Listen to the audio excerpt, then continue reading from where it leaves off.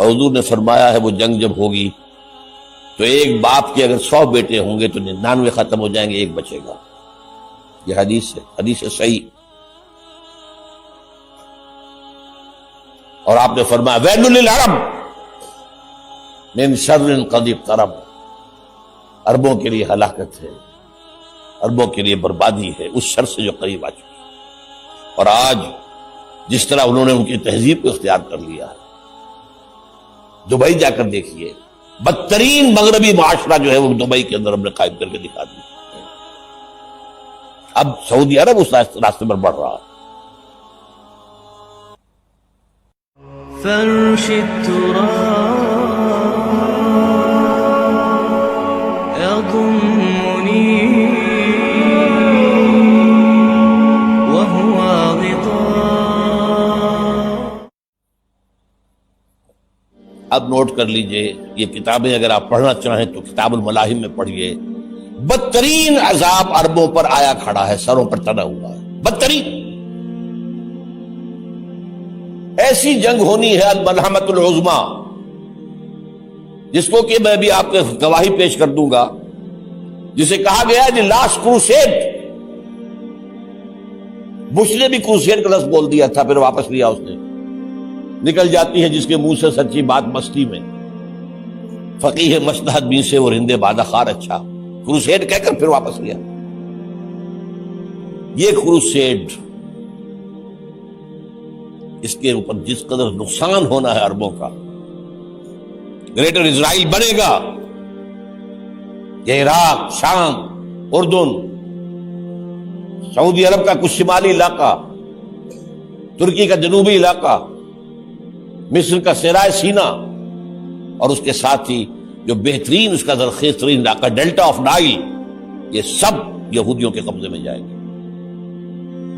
اس کو حدیث میں کہا گیا الملحمۃ العظما. عیسائی 80 علم لے کر مسلمانوں کے اوپر حملہ آور ہوں گے، اور ہر علم کے نیچے 12,000 فوج ہوگی، 9.5 لاکھ فوج. یہ نیٹو کی تیاری کس کے لیے ہو رہی ہے؟ جب USSR کا خاتمہ ہوا تو پوچھا گیا تھا نیٹو چیف سے، اب کس لیے؟ تمہارا وہ دشمن تو ختم ہو گیا، اب ہمیں اسلامک فنڈامنٹلزم سے نمٹنا ہے.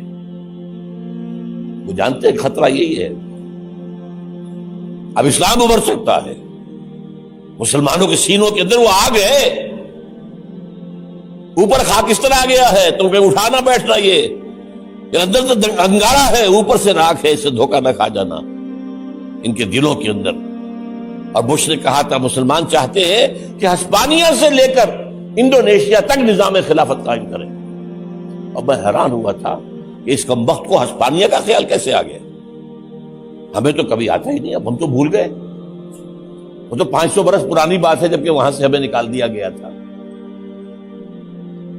اگرچہ اقبال نے کہا تھا ہے ارض فلسطین پہ یہودی کا اگر حق، ہسپانیہ پر حق نہیں کیوں اہل عرب کا؟ ہسپانیہ میں تو 800 سال حکومت کی مسلمانوں نے، اور ابھی 500 برس ہی گزرے ہیں نا. یہودی تو ارض مقدس سے 2000 سال نکالے گئے. انہیں لا کے آباد کیا گیا، عربوں کے سینے میں خنجر بھونک دیا گیا. وہ چھوٹا سا ملک جو چاہتا کرتا، کوئی پوچھنے والا نہیں. امریکہ جیسے اپنے بیٹے کی حفاظت کرے ویسے کرتا اس کا. اور حضور نے فرمایا ہے وہ جنگ جب ہوگی تو ایک باپ کے اگر 100 بیٹے ہوں گے تو 99 ختم ہو جائیں گے، ایک بچے گا. یہ حدیث صحیح. اور آپ نے فرمایا ویل للعرب من شر قد اقترب، عربوں کے لیے ہلاکت ہے، عربوں کے لیے بربادی ہے اس شر سے جو قریب آ چکی ہے. اور آج جس طرح انہوں نے ان کی تہذیب کو اختیار کر لیا ہے، دبئی جا کر دیکھیے، بدترین مغربی معاشرہ جو ہے وہ دبئی کے اندر ہم نے قائم کر کے دکھا دیا. اب سعودی عرب اس راستے پر بڑھ رہا ہے. لیکن میں اس کے وہ پہلی بات جو کہہ رہا ہوں وہ تو یقینی ہے، اس میں تو احادیث صحیحہ موجود ہے. اگرچہ اس کے بعد پانسا پلٹے گا، پھر حضرت مہدی کا ظہور ہوگا، حضرت عیسیٰ کا نزول ہوگا، اور وہ گریٹر اسرائیل گریٹر گریو یارڈ بنے گا یہودیوں کا، ایک ایک یہودی قتل ہوگا اور دفن ہوگا۔ یہ بات میں ہونا ہے، میں پہلی بات پرچ کر رہا ہوں۔ وہ پاسا پلٹے گا جب پلٹے گا، ابھی جو سامنے ہے وہ کیا ہے؟ جس ملحمۃ العظمیٰ کہا حضور نے، جسے آرمگیڈون کہتے ہیں عیسائی۔ آرمگیڈون کی اگر کہیں جا کر آپ دیکھیں گے، آپ ڈکشنری میں مانی تو کیا لکھا ہے؟ A very big war which will be fought between the forces of evil and good before the end of this world. اس دنیا کے خاتمے سے پہلے خیر اور شر کی قوتوں کے درمیان بہت بڑی جنگ ہوگی۔ ارمجدون اسے کہتے ہیں عربی میں، اور آرمگیڈون اسے کہتے ہیں انگریزی کے اندر، اور یہ بائبل کی آخری کتاب کے اندر ہے، جو اس میں کہ مکاشفات یوحنا، ریولیشنز آف سینٹ جان۔ یہ تو میں کہہ رہا ہوں یقین کے ساتھ، اور زیادہ دور نہیں آیا چاہتا ہے، اس لیے کہ یہودیوں کا اور عیسائی جو کنزرویٹوز ہیں، نیو کنزرویٹوز، ان کا 5 نکاتی ایجنڈا ہے متفق علیہ، جس کے تحت کہ یہ جنگ صلیبی شروع کی گئی ہے۔ وہ سن لیجئے آپ۔ آرمگیڈون نمبر 1، گریٹر اسرائیل قائم ہو جانا اس کے نتیجے میں نمبر 2، مسجد اقصی اور قبۃ الصغریٰ کو گرانا نمبر 3، وہاں تھرڈ ٹیمپل، وہ مسجد جو حضرت سلیمان نے بنائی تھی